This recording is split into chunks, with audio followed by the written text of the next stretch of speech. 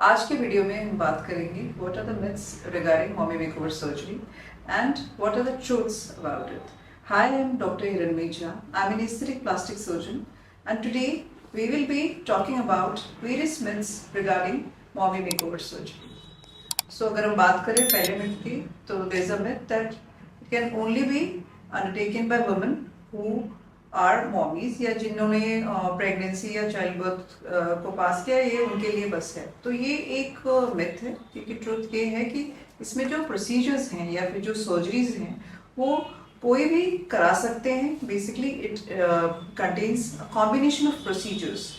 तो आइडियली ये जो सर्जरी है वो उन फीमेल्स के लिए हैं जो कि post pregnancy they have been facing a lot of weight gain, sagginess of breasts, and looseness of their genital regions. So all those procedures can be combined together. So अगर बात करें कि जो मॉमी मेकओवर सर्जरी होती है उसमें हम जो एड्रेस करते हैं वो tummy tuck, liposuction for abdominal contouring, and breasts are addressed like breast जिनमें की सैगनेस हो रखी है.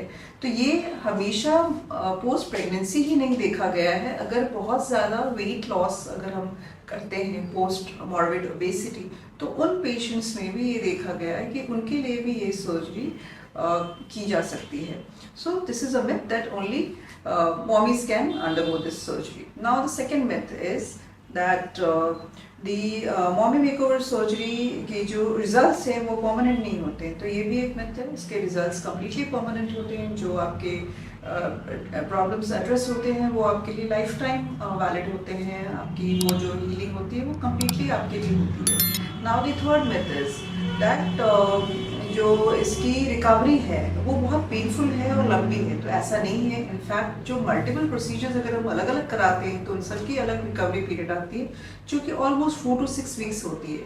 और अगर हम बात करें इसमें तो मॉमी मेकओवर में वो सारे प्रोसीजर्स एक साथ हो रहे हैं, तो आप सबको एक साथ ही रिकवर करते हैं. It's not that painful. Now again that it has a lot of surgeries combined together. तो अगला मिथ ये है कि इसमें बहुत स्कारिंग होती है. तो ये भी एक मिथ है.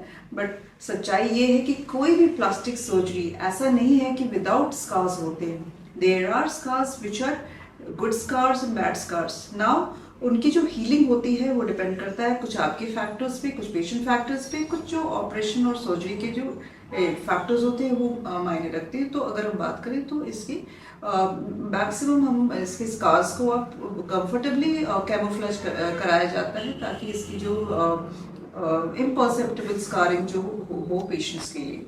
These are the various myths which I try to clear out in your minds regarding mommy makeover surgery, and if you are considering one, please contact us on our